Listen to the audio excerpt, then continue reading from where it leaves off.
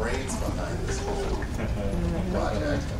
And Dr. Coleman is going to talk to us about two of the projects that she's been working on, one in Cuba and one in Palestine. And I know that we have two presentations left to do. Is that right? Yeah. So if we could do our presentations in the afternoon session, if that's okay. And if you would like to. Okay. So Dr. Coleman's going to present this morning and a little bit after lunch, and then when she's done, we'll have our two last presentations. Okay. And then we have, and Noelle has gifted us with a beautiful lunch. So.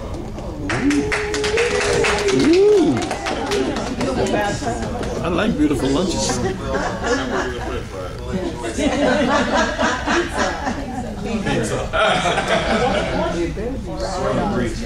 So let's welcome Dr. Coleman.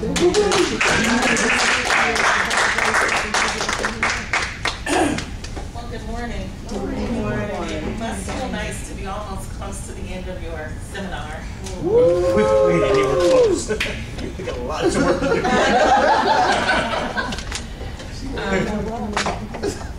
I want to start by saying how really thrilled I am that this first week, the inaugural class, represents, as McLemore said to me the other day, Mary, the inaugural class looks like the United Nations. And I think that's a good thing for the inaugural class to look like. And we hope in the years to come, in the summers to come, that the inaugural class will continue to look like the United Nations. And just as you have bonded collegially and as friends, we expect the same in subsequent summers, because we know that you can make a real difference in terms of the learning environment at the university. And that is, after all, the primary goal of this project. So I want to start this morning by talking about the origins, conceptual origins of the Global Inquiry Seminar. I don't know now. Many years ago, I began working in countries where situations were complex and where conflicts were complicated, and where there was really no black and white. There was only gray. And so initially, the work abroad was in Eastern Europe. And most of you know that between 1989 and 1992, roughly, the Soviet Union just sort of dissipated. We had all of these emerging countries coming to the fore. And countries, including those not formally in the Soviet Union, were implicated or swept up in this change that occurred throughout Eastern Europe. And luckily, we had an opportunity to be on the ground in some of these countries at the very early stages. So for me, it was 1989, 1990, 1992 that we started to do some work in Romania. And that gave rise to the Roma question that you had in your analytical exercises. When I first went to Romania in 1989 for the State Department, I visited the orphanages. And if you've read anything about Romania, you know that it has a huge population of Roma, R-R-O-M-A, otherwise termed gypsies. But that population was then completely in the city center. So when you would walk into Bucharest, you would be met by millions of little children, homeless, dirty, begging for food, for money, etc. So that was roughly 1990. During that time, we built a Center for Democracy and named it after Mrs. Hamer. And in the process, built the National Romanian Political Science Review, which is still functioning as a wonderful peer-reviewed publication for the Romanians, and it's modeled after the American Political Science Review.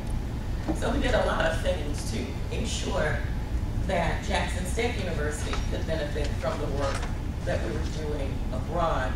And the basic thing we did is we were able to bring 13 students, Romanian students, to the university, most of them in graduate programs, some in political science. I think we had 4 in poli-sci. In any case, the students did well here. One went back, became the national security advisor for the country after Ceausescu's death. His first president was Constantescu. And he has had such a great impact on my life because it's a testimonial to the power of learning. When these kids arrived in the United States, they couldn't speak a lick of English.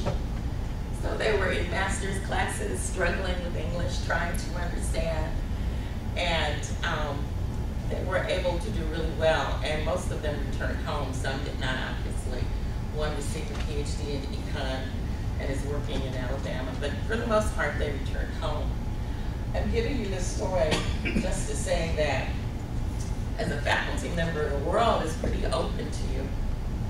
You can pursue almost anything you want at Jackson State University, which for me is the unique feature of having worked here for 30 years.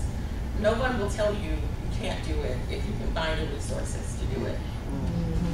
And as long as you remember that, you can be pretty sane and stay here in this place.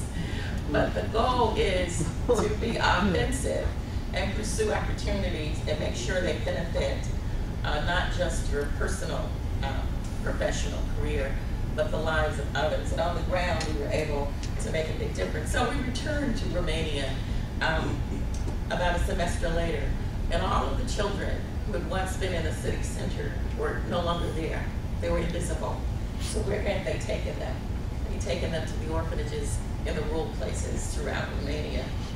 And so, because all of these countries were recovering, in this instance from communism, they were building a new constitution. In every nation in the world where I've worked, I've been able to be on the ground when they were building new constitutions. And that's a really exciting time. So in your analytical exercises, you will see a question. Well, a statement first, build an ideal democracy. That's how that question originated. Because as I've worked throughout the world, especially in Angola, before the Civil War ended, and more recently in Palestine, the question becomes, what kind of preferred future should you aspire to have? So the question presupposes that whatever you have now probably can be improved. And if you live in a nation that suffered through a genocide, i.e. Rwanda, the question becomes, how do you recover? So the analytical question that you have on Rwanda is about recovery. So how do you recover justice in a post-genocide nation? How is that done?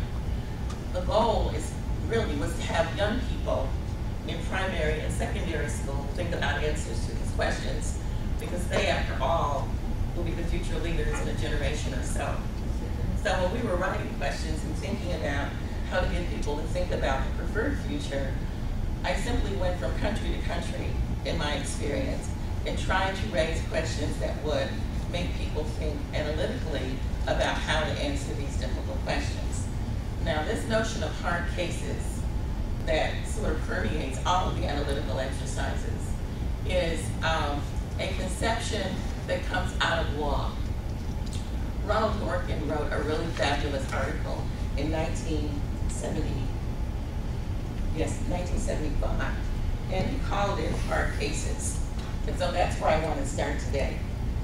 If you're teaching one of these analytical exercises, the student might ask you, why are you characterizing this as a hard case? Why not just call it a case? And are we, in some way, making some assumptions about the countries, the people in the countries when we characterize it as hard? Why not call it soft cases, or medium cases, or advanced cases, or something like that? Dworkin makes the point in his article that at least if all of you are lawyers and you get a case, if there is unsettled law, how do you decide? That's the question that hard cases ask. If the law is unsettled,